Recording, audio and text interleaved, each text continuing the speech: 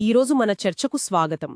మనం tales by Monisha YouTube channel నుండి ఒక మంచి కథను, ఆలోచింపజేసే కథను తీసుకున్నాం. అవును. జ్ఞాపకాలను మనం ఎలా మోస్తాం, అవి మనల్ని ఎలా ప్రభావితం చేస్తాయనే దాని గురించిది చాలా ఆసక్తికరమైన అంశం. కదా.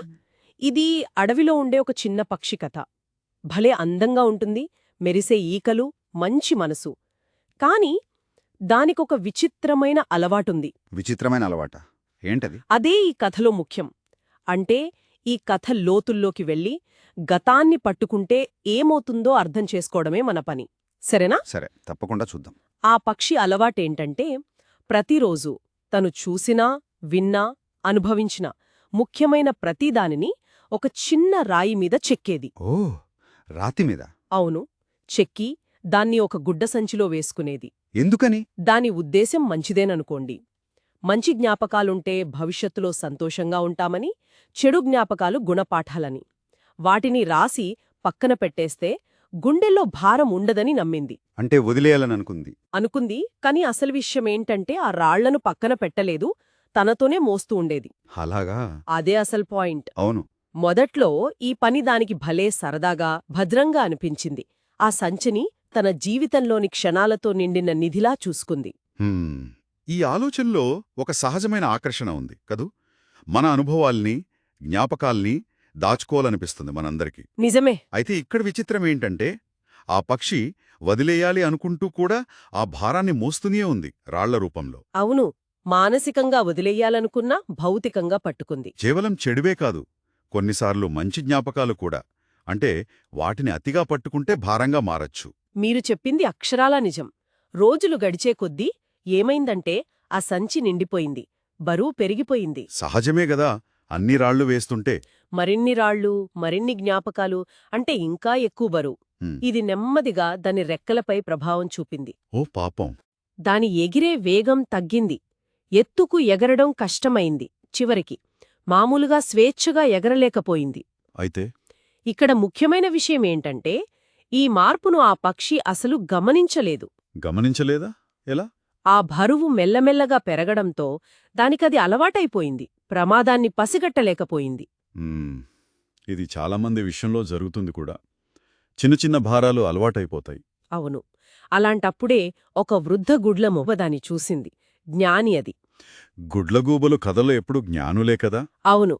అది ఆగి, చిట్టిపక్షి, ఇంత బరువైన సంచిని ఎందుకు మోస్తున్నావు అని అడిగింది.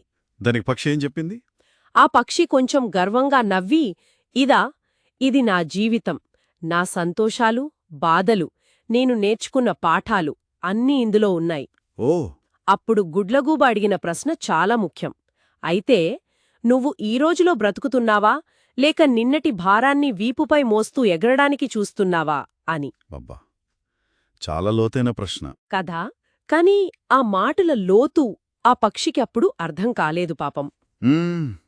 బహుశా మనం కూడా కొన్నిసార్లు ఇలాంటి హెచ్చరికలను పట్టించుకోమేమో. అవును, నిజమే.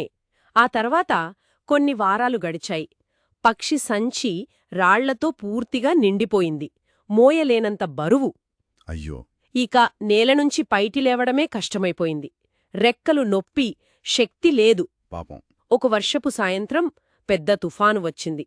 తప్పించుకుని ఎక్కడికైనా వెళ్లాలని ఆఖరి ప్రయత్నం చేసింది. కాని ఆ జ్ఞాపకాల సంచి బరువుకు దాని రెక్కలు సహకరించలేదు. ఎగరలేక నేలమీద పడిపోయింది.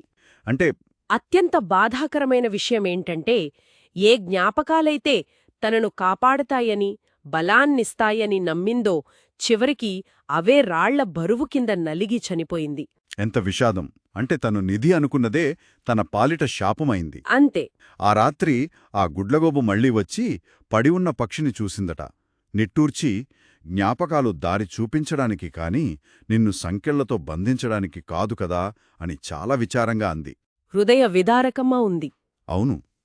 ఆ పక్షి ప్రతిదాన్నీ పట్టుకోవాలనే తాపత్రయంలో వర్తమానంలో బ్రతకడం మర్చిపోయింది. ఇది మన జీవితాలకు కూడా వర్తిస్తుంది కదా. ఖచ్చితంగా. చాలామంది గడిచిపోయిన బాధలనే కాదు, కొన్నిసార్లు పాత సంతోషాలను కూడా వదలకుండా పట్టుకుంటారు. ఇది మనల్ని ముందుకు వెళ్లకుండా ఆపేస్తుంది. నిజమే. ఇక్కడ మనం కొన్ని విషయాలు గమనించాలి. 1. గతాన్ని వదిలేయడం అనేది అంటే అది ఒక చురుకైన పని, కేవలం కోరిక కాదు. అవును, ప్రయత్నం చెయ్యాలి. 2 జ్ఞాపకాలు మంచివైనా సరే వాటిని మోయడం కాదు, వాటి నుంచి నేర్చుకొని ముందుకు సాగాలి. మూడోది 3 ఆ పక్షులా కాకుండా మన మీద పడుతున్న భారాన్ని గుర్తించాలి. ఆ స్వీయ అవగాహన ముఖ్యం. అంటే మొత్తం మీద ఈ కథ సారాంశమేంటంటే, గతం యొక్క భారం అది మంచిదైనా చెడ్డదైనా సరే దాన్ని మనం ఎలా పట్టుకుంటామనే దాన్ని బట్టి అది మనల్ని ఎలా కిందకి లాగుతుందో గమనించాలి. ఖచ్చితంగా గతం నుంచి పాఠాలు నేర్చుకోవాలి, నిజమే, కానీ దానికి బందీలుగా ఉండకూడదు. ఉండకూడదు. జ్ఞాపకాలు మనకు దారి చూపించాలి, అడ్డుగోడలు కట్టకూడదు. జీవితమంటే కొన్నిసార్లు తేలికపడటం, క్షమించటం, ముందుకు సాగటం. వర్తమానాన్ని అందంగా మార్చుకోవడం మన చేతుల్లోనే ఉంది.